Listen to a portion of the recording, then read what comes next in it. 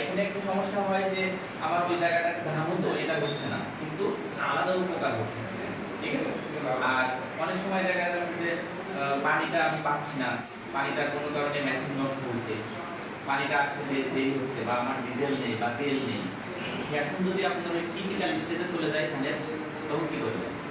ওই সময় একদিন বা 2 দিন 3 দিন আগে ওই ক্রিটিক্যাল স্টেজ কয়দিন থাকে? সর্বোচ্চ 2 দিন থেকে 3 দিন। কোন কোন স্তর সেটা?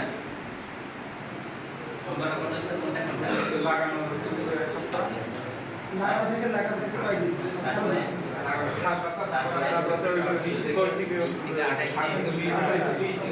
কাষ্ঠল, থোল, তারপরে ফুল, ফল, তাই না? খুব অল্প সময়ের মধ্যে এগুলো হয়। তো সেখানে যদি এই সংকটাপন্ন অবস্থায় চলে যায় এবং সেখানে যদি কোনো কারণে মেশিন নষ্ট হয়, তাহলে এই মেশিনগুলো কি করবে? আপনাকে সুবিধা করবে, তাই না? বাসায় দিবে। তো একটা গুরুত্বপূর্ণ বিষয়, তো পানি সেচের বিভিন্ন পদ্ধতি এবং ধানের পানির যে পানি সেন্সিটিভনেস, ধানের ক্ষেত্রে কোন কোন ক্ষেত্রে পানি বেশি লাগে, কোন কোন ক্ষেত্রে পানি কম লাগে, এটা তো বুঝছেন নাকি? বোঝা গেছে? বাস্তবে করা যাবে এটা?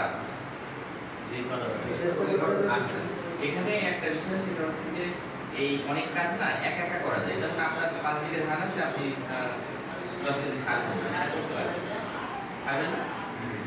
কিন্তু টোটাল জমিতে যদি আপনার এই টোটাল 100 বিঘা জমিতে যদি আপনার পানির ব্যবস্থা কোনো করা হয়, আপনি একা একা করতে পারবেন না। এই ক্ষেত্রে দরকার হয় কি বলেন তো? কোঅপারেটিভ, সমবায়, তাই না? সমবায় দরকার হয়, সবাই একসাথে বসতে হয়, ওই এলাকার সকল কৃষক বসে রেজলিউশন করতে হয়, সিদ্ধান্ত নিতে হয়, টাকা জমা দিতে হয়, পাইপ দিতে হয়, ইঞ্জিনিয়ার ভাড়া করতে হয়, করে ওই পুরো মাঠটাতে আপনার ওই সিস্টেমটা চালু করলে এই সুফল সবাই ভোগ করতে পারে।